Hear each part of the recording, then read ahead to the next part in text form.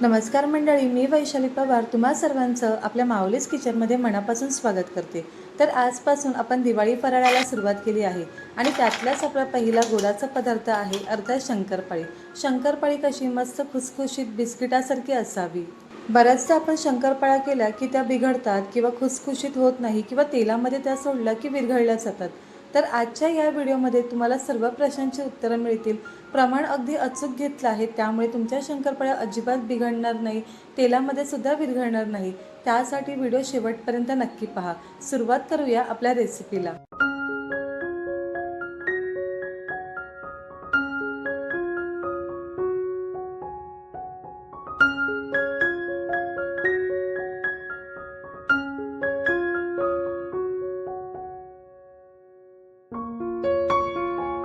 तर शंकरपाळी बनवण्यासाठी इथे आपण मैदा घेतला आहे, अर्धा किलो इतका मैदा घेतला आहे।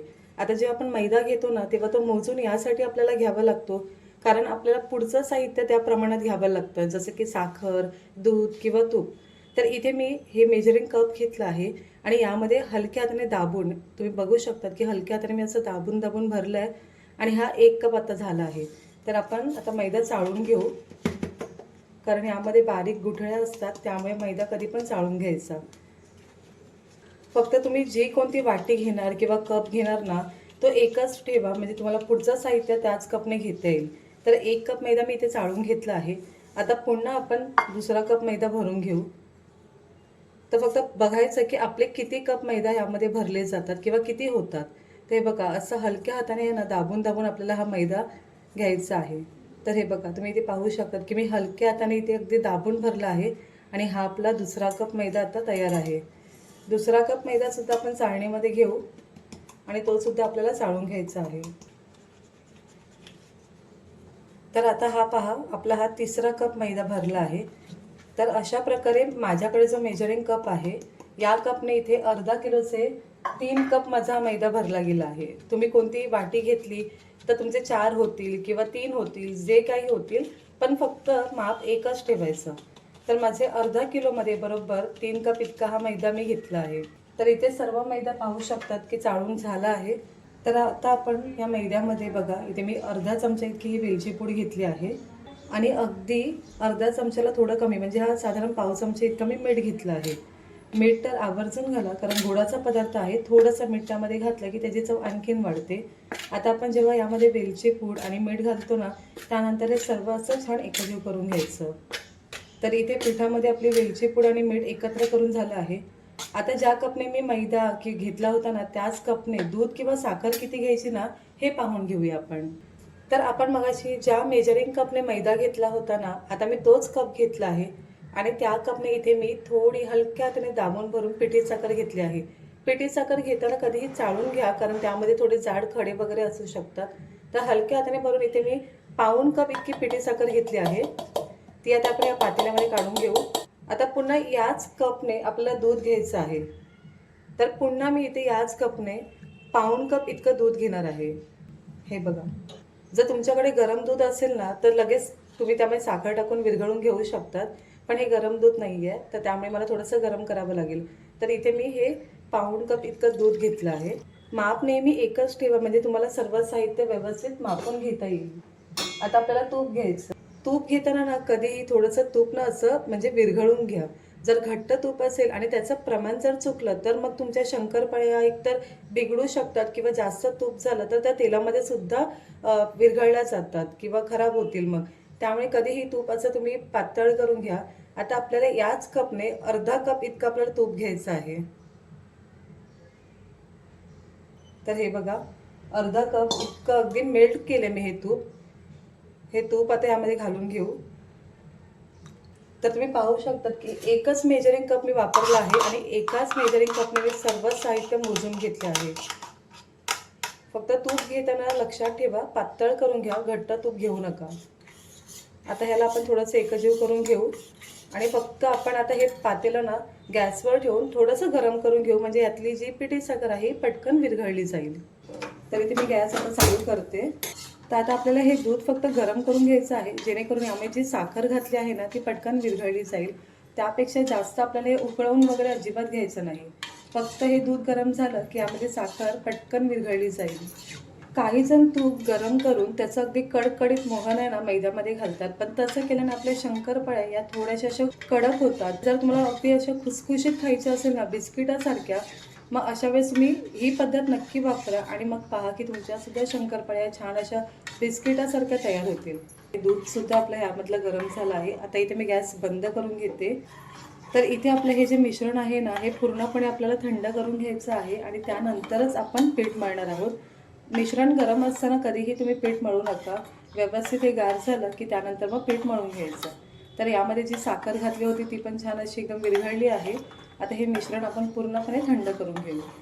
तर इथे आपण हे जे तूप, दूध आणि साखर याचं जे मिश्रण गरम केलं होतं ते पूर्णपणे आता इथे थंड झालं आहे. आता आपण पीठ मळायला घेऊया. तर हे मिश्रण कधी पण पिठामध्ये भरपूर न घालता अगदी थोडंसं घालायचं आणि मग पीठ मळायचं. कारण काय होतं, जर जास्त तुम्ही घातलं ना तर हे पीठ पातळ होऊ शकतं. तर तसं न करता थोडंसं घाला आणि पीठ छान असं मळून घ्या. फक्त एक लक्षात ठेवा की पीठ आपल्याला खूप असं घट्ट, म्हणजे बोलतात ना की जसं पुरीचं पीठ असतं इतकं घट्ट हे पीठ नाही मळायचं. मध्यम पाहिजे, म्हणजे तुम्हाला लाटायला सुद्धा सोपं पडतं. तर आता असं थोडं घालून आपण आहे ना पीठ छान मळून घेऊ, जेणेकरून आपल्याला एक अंदाजसुद्धा कळतं की आपल्या पिठामध्ये हे जे मिश्रण आहे हे किती जात आहे. हां मम्मी, जर आपण तुपामध्ये वगैरे, म्हणजे आपण जेव्हा हे बनवतो तर त्याच्यामध्ये तूप किंवा डालडा हे जर जास्त झालं तर मग आपल्या शंकरपाळ्यांचं काय होतं? आपलं ते शंकरपाळ्या तेलामध्ये टाकल्यानंतर ते विघळतात. अच्छा, मग त्यासाठी म्हणजे म्हणून हे प्रमाण आपल्याला हे व्यवस्थित प्रमाण पाहिजे. आपलं म्हणजे तूप किंवा डालडा हे जास्त नाही घ्यायचं. नाही जास्त नाही काही घ्यायचं. जणांना तुपाऐवजी डालड्याचा सुद्धा वापर करतात. पण तुपामुळे एक छान अशी आपल्या शंकरपाळीला मस्त चव येते. त्यामुळे फक्त जास्त तूप तुम्ही वापरू नका किंवा डालडा सुद्धा जास्त नका घालू. फक्त त्याचं एक प्रमाण आहे ना ते सेट करा. मग शंकरपाळ्या छान अशा बिस्किटासारख्या होतात, अजिबात बिघडणार नाही आणि तेलामध्ये तर जरा पण विरघळणार नाही. तर हे बघा, असं थोडं करून आहे ना हे मिश्रण असं घालून घ्यायचं. तर इथे तुम्ही पाहू शकतात आपलं शंकरपाळीचं पीठ किती छान असं मळून झालं आहे. खूप जास्त घट्ट नाही किंवा अगदीच सैल नाही. तर बघा, या प्रमाणात आपलं पीठ असलं पाहिजे. आता हे पीठ आपल्याला ना 20 ते 25 मिनटं झाकून मुरायला ठेवायचं आहे. तर मी इथे जे दूध, पाणी आणि तुपाचं मिश्रण घेतलं होतं, मला ते संपूर्ण या पिठासाठी लागलं आहे. जर तुमच्या बाबतीत असं झालं की हे मिश्रण पूर्णपणे संपलं आणि तरीही तुम्हाला पीठ खूप घट्ट वाटत असेल, तर अशा वेळेस तुम्ही सुरुवातीला एक 2 ते 3 चमचे साधं दूध घ्या आणि ते घेऊन तुम्ही मळू शकता. त्यामुळे फक्त जेव्हा आपण मिश्रण घेणार ना, तर ते असंच आपण थोडं करून घातलं की आपल्याला अंदाजसुद्धा कळतो. तर इथे मी जे मिश्रण बनवलं होतं त्यामध्ये हे संपूर्ण पीठ छान असं मळून झालं आहे.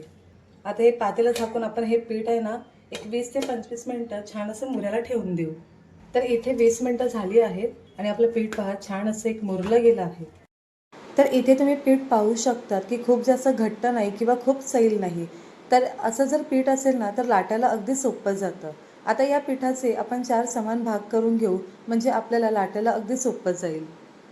आणि हे बघा, पिठाला अशी छान आतपर्यंत अशी जाळी सुटली पाहिजे. जर असं पीठ झालं म्हणजे समजायचं की आपलं हे जे पीठ आपण मळून घेतलं आहे हे छान असं परफेक्ट झालं आहे. आणि मग आपल्या शंकरपाळ्यासुद्धा छान बनतात, बिस्किटासारख्या होतात, अजिबात तुटत नाही किंवा तेलामध्ये विरघळल्या जात नाही. तर हे बघा, इथे 4 ह्याचे छान असे समान भाग करून घेतले आहेत. आता यामधले 3 भाग आपण या पातेल्यामध्ये ठेवून देऊ आणि यावरनं असं झाकण ठेवून देऊ, जेणेकरून हे जे पीठ आहे सुकलं जाणार नाही. आता हा जो एक भाग आहे ना, ह्याला साधारण 1 मिनटं फक्त असं छान हाताने मळून घ्यायचं. तर आता आपण हे लाटायला घेऊ पीठ आणि मस्तपैकी शंकरपाळी बनवायला सुरुवात करूया. तर इथे मी एक पिठाचा गोळा घेतला आहे. आता आपण हे लाटून घेणार आहोत. तुम्ही डायरेक्टसुद्धा याला लाटू शकतात गोल आकारामध्ये, पण मी काय करत आहे की याला ना थोडंसं एक लाटून घेते, म्हणजे एक साधारण पुरी ज्या आकाराची असते त्या आकारामध्ये आपण याला लाटून घेणार आहोत. तर इथे तुम्ही पाहू शकतात की आपण जे पीठ व्यवस्थित मळून घेतलं आहे त्यामुळे बाजूला अजिबात याला चिरा गेला नाहीत आणि मस्त असं सहज लाटलं जात आहे. अजिबात इथे कुठे सुक्या पिठाचा सुद्धा मी वापर केला नाही. जर आपलं पीठ छान असं परफेक्ट मळून झालं ना तर पटकन असं छान लाटलं जातं. तर इथे लाटून झाल्यावर इथे मी तुम्हाला दाखवल्याप्रमाणे आपण फोल्ड करून घेणार आहोत. कारण असा जर तुम्ही चौकोनी आकार दिला ना तर सहज लाटलं जातं आणि चौकोनी आकारामध्ये लाटताना काय होतं, जेव्हा आपण त्याला शंकरपाळीचा आकार देतो ना तेव्हा एका वेळेस सर्व व्यवस्थित पीठ आपल्याला वापरता येतं. जर तुम्ही गोल आकार दिला तर काय होतं की बाजूच्या कडा या भरपूर निघतात, मग त्या पुन्हा आपल्याला दुसऱ्या पिठामध्ये वापराव्या लागतात. जर चौकोनी आकार दिला तर एका वेळेस बरेच तुम्ही शंकरपाळीचे आकार कट करू शकतात. तर इथे मी चौकोनी आकारामध्ये छान असं लाटून घेत आहे. मैदा आहे त्यामुळे काय होतं की तो जसा तुम्ही लाटला जातो ना तसा तो पुन्हा आकसला जातो. आपण उचलतो ना तेव्हा पुन्हा ते आकसलं जातं. त्यामुळे याला व्यवस्थित लाटून घ्यायचं, म्हणजे खूप जाडसुद्धा नाही किंवा खूप असं पातळ नाही लाटायचं. एक मध्यम आकाराचं आपण लाटून घेणार आहोत. तर इथे आपण या पिठाची एक चौकोनी अशी पोळी लाटून घेतली आहे. फक्त लाटताना नेहमी आहे ना बाजूच्या कडासुद्धा लाटत जावा, नाहीतर काय होईल की मध्ये मध्ये ते फक्त पातळ होईल आणि बाजूच्या या कडा या जाडच राहतील. त्यामुळे एकसारखं असं लाटून घ्यायचं. आता तुम्ही हे पाहू शकता, याची जाडी खूप अगदी पातळ नाही किंवा खूप जास्त जाड नाही. खूप पातळ असेल तर आपल्या शंकरपाळ्या ह्या कडक होतील आणि खूप जास्त जाड असेल ना तर त्या आतून थोड्याशा कच्च्या राहू शकतात. त्यामुळे कधीही लाटलं की एक मध्यम आकाराचाच तुम्ही लाटून घ्या, म्हणजे खूप जास्त पातळ नको आणि खूप जास्त जाडसुद्धा नको. तर इथे छान असं लाटून घेतलं आहे. आता आपण याचे ना काप करून घेऊ. तुम्हाला जो आकार हवा आहे त्या आकाराचे तुम्ही करू शकता, पण शक्यतो शंकरपाळ्या ह्या नेहमी चौकोनी आकाराच्याच असतात. तर इथे मी फिरकीने याचे आधी असे उभे काप करून घेते. तर इथे मी याचे मस्त असे चौकोनी काप करून घेत आहे. खूप मोठेसुद्धा नाही करत, एक छोटे छोटे असे याचे काप करून घेतले आहे. इथे तुम्ही पाहू शकतात की आपण जराही याला कुठे सुक्या पिठाचा वापर केला नाही तरीसुद्धा पोळपाटापासून हे पीठ अगदी पटकन असं वेगळं होत आहे. आता याची जाडीसुद्धा पाहू शकतात की खूप पातळ नाही किंवा अगदी खूप मोठ्या नाही, एक मध्यम इतकं मी हे बनवून घेतले आहे. कारण जे आपण ह्या तळू ना तेव्हा ह्या चांगल्या अशा डबल इतक्या फुगल्या जातात, त्यामुळे खूप जास्त मोठ्यासुद्धा ठेवायच्या नाही. आता याच पद्धतीने आपण जे आपले बाकीचे जे गोळे आहेत ते सुद्धा लाटून त्याचे सुद्धा छान असे काप करून घेऊ. तर इथे मी हे शंकरपाळ्याचे जे काप करून घेतले आहेत ते एका प्लेटमध्ये काढले आहे. आता नेहमी ह्याच्यावर ना एखादा सुती कपडा किंवा काहीतरी कापडानं झाकून ठेवायचं, म्हणजे हे सुकलं जात नाही बाकीचे आपण गोळे लाटेपर्यंत. आता अशा पद्धतीने आपण जे आपले उरलेले गोळे आहेत ते आपण छान असे लाटून कापून घेऊ. तर इथे मी तेल गरम करायला ठेवलं आहे. आता यामध्ये आपण थोडंसं ना हे पीठ घालून पाहायचं. जर ते असं पटकन वर येत असेल तर समजायचं की आपलं तेल व्यवस्थित गरम आहे. फक्त शंकरपाळ्या तळताना तेल खूप कडकडीत गरम करू नका, नाहीतर ते वरून पटकन अशा भाजल्या जातील आणि आत कच्च्या राहतील. तिथे आपण तेलामध्ये जे पीठ सोडलं होतं ते पहा, लगेच असं थोड्या वेळात पटकन वर येतं, म्हणजे आपलं तेल चांगलं गरम झालं आहे. आता यामध्ये आपण थोड्या थोड्या करून हे जे शंकरपाळ्या बनवले आहेत या सोडून घेऊ. ते बघा, अशा प्रकारे सुद्धा तुम्ही सोडू शकता. अशा प्रकारे सोडल्याने काय होतं की जे तेल आहे ना ते अंगावर उडत नाही. तर इथे मी गॅसची फ्लेम अगदी स्लो ठेवली आहे. शंकरपाळे जे आपण तेलामध्ये सोडतो तेव्हा त्याला सुरुवातीला अजिबात हलवायचं नाही. त्या स्वतःहून जेव्हा वर येतील त्यानंतर आपण त्याला हलवत राहायचं. आता तुम्ही जितकं तेल सोडलं आहे त्या तेलामध्ये जितक्या शंकरपाळ्या मावतील तितक्या तुम्ही सोडून घ्या. फक्त भरपूर सुद्धा सोडू नका, नाहीतर मग त्या व्यवस्थित तळल्या जात नाही. तर इथे पाहू शकतात काही शंकरपाळी बघा स्वतःहून अशा वर आल्या आहेत. आता त्यानंतर आपण याला अगदी हळूहळू हलवत राहायचं. ही शंकरपाळी तळताना स्लो फ्लेमवरच तळा, म्हणजे त्या छान एकसारख्या तळल्या जातील. अजिबात घाई करायची नाही किंवा तुम्ही हाय फ्लेमवर सुद्धा तळू नका. जितकं जमेल तितकं स्लो फ्लेमवरच छान तळून घ्यायच्या. तर इथे तुम्ही शंकरपाळीसुद्धा पाहू शकतात. आपण जे प्रमाण घेतलं होतं ते अगदी योग्य होतं. जराही तेलामध्ये बघा विरघळल्या नाही किंवा याचा चुरासुद्धा झाला नाही. त्यामुळे जे काही प्रमाण आहे ते अगदी परफेक्ट असेल की शंकरपाळ्या या छान होतात. फक्त याला अधूनमधून असं थोडंसं हलवत राहायचं, म्हणजे त्या एकसारख्या सर्व भाजल्या जातील. तर इथे तुम्ही पाहू शकतात आपल्या शंकरपाळ्या छान अशा तळल्या गेल्या आहेत. अजिबात तेलामध्ये कुठे चुरा झाला नाही किंवा कुठलीही शंकरपाळी फुटली नाही. तर असं योग्य प्रमाण असेल की शंकरपाळ्या या छान अशा मस्त तळल्या जातात आणि तयार होतात. आता आपण ह्या शंकरपाळ्या ज्या तळल्या आहेत त्या काढून घेऊ. कारण जर तुम्ही जास्त याला तळलं किंवा अगदी जास्त डार्क रंगावर याला तळलात ना तर आपण जेव्हा या बाहेर काढतो तेव्हा त्याची तळण्याची जी प्रोसेस असते ती चालू असते आणि जो रंग आहे ना तो आपण जेव्हा तो काढतो त्यापेक्षा अजून डार्क होतो. त्यामुळे हे बघा असं हलका ह्याला एक सोनेरी रंग आहे. या रंगावरच आपण शंकरपाळ्यांना या काढून घेऊ सर्व, कारण की यानंतर बाहेर काढल्यावर सुद्धा याचा रंग आहे त्यापेक्षा थोडासा डार्क होतो. आता यामधलं सगळं तेल आपण झाऱ्याने काढून घेऊ आणि इथे तेलामध्ये तुम्ही पाहू शकतात कुठेच याचा चुरा झाला नाही.